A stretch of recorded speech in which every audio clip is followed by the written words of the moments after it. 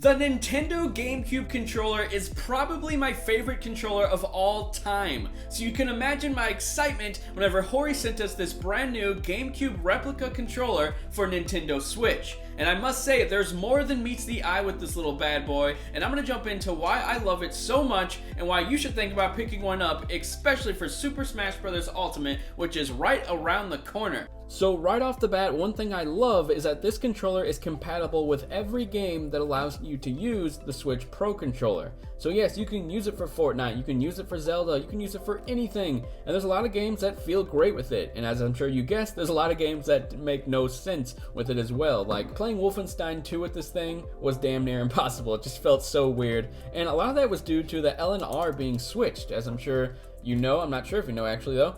The LZ is right here on this one, and the LZ on this one is right here. They're swapped, so they're in front instead of the back, which is just super weird, but I mean it makes sense I guess, because this is where the L and R were on the GameCube, and then this was Z button, so it makes a lot of sense. But it's just, for a lot of games you might have to go in and change the settings if it feels weird having these as R and L, or having these I mean.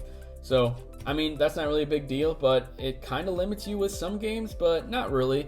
And I think that other than that, using this controller with games like Hollow Knight and whatnot, it just is awesome. Like, the A button's perfect, so like if you play a game that uses the A button a lot, using this controller with a game like that makes a lot of sense. Now, one thing that might turn a lot of people away is the wire, but it's a decent length. I mean, I can't remember the exact length. I will put that on the screen right now, but it doesn't really bother me because it's long enough. It's not like this terrible NES controller. This thing is a bit ridiculous. I mean, don't you think? It's like 1 foot long. The wire is perfectly fine with me.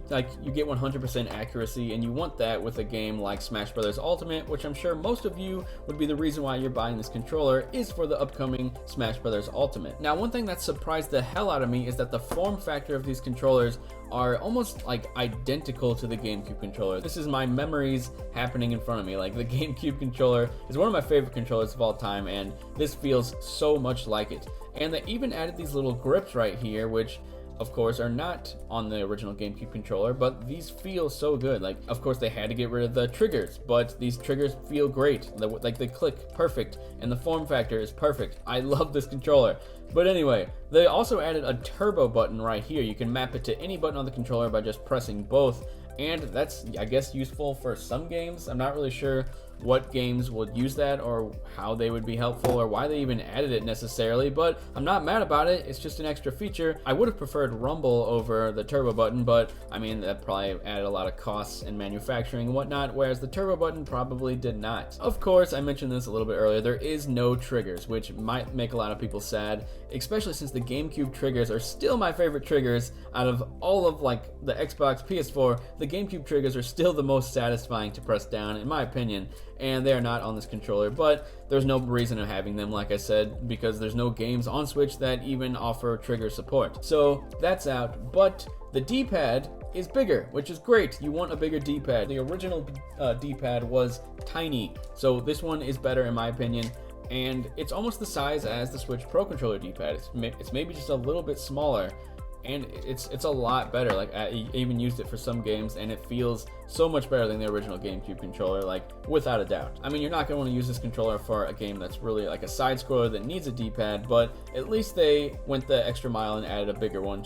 I mean, it just makes sense. Other than that, I mean, the way these two look, of course, I got the Legend of Zelda and Mario themed ones. I absolutely adore them. Like, the blue back of the Mario one makes so much sense, whereas the Zelda one's more sleek and looks more stylish. This one's more zany and fun, and the transparent, the front looks so good. Like, I just love everything about these controllers. I'm sorry if I keep spouting that over and over. I'm just so excited to use these more, and especially in Smash Brothers.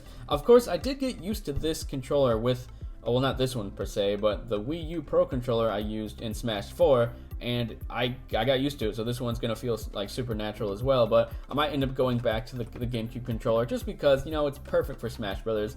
But yeah, that's all I really got to say. Now, one thing you might be interested in knowing is that I plugged this into my Mac, and my Mac did not recognize it at all. I tried using it with like Steam and a Dolphin emulator, and it was not responsive. Oh, and lastly, one thing before I forget, these sticks clicking down they just feel so satisfying, and it's so funny, like clicking down a C stick. I never thought that would be a thing in my life, but this tiny little nub is hilarious clicking down.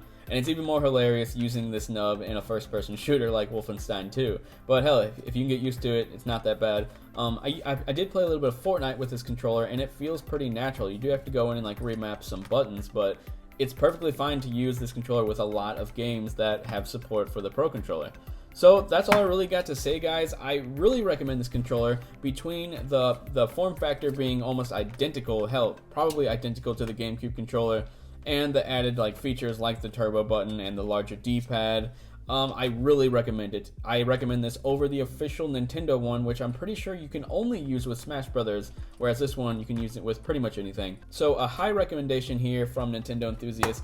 Be sure to let me know what you think down in the comment section below. Do you plan on picking up these Hori GameCube controllers? I believe they're $24.99. If not, I will put it on the screen right now.